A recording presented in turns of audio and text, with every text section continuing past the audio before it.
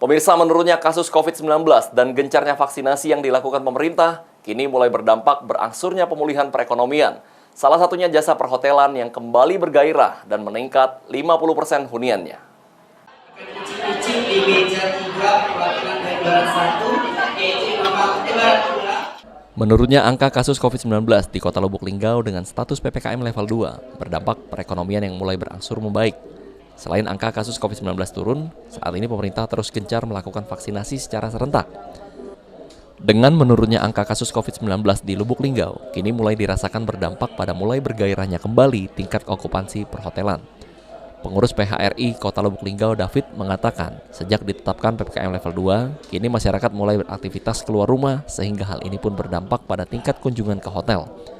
Untuk saat ini, kondisi jasa perhotelan maupun restoran mulai mengalami peningkatan kunjungan warga berkisar 50%. Alhamdulillah sekarang sudah ada peningkatan dengan level 2 sekarang.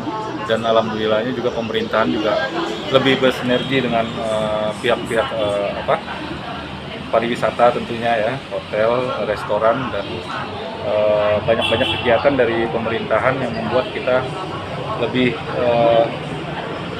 ada peningkatan omset gitu. Tri Hajaria, Pol TV.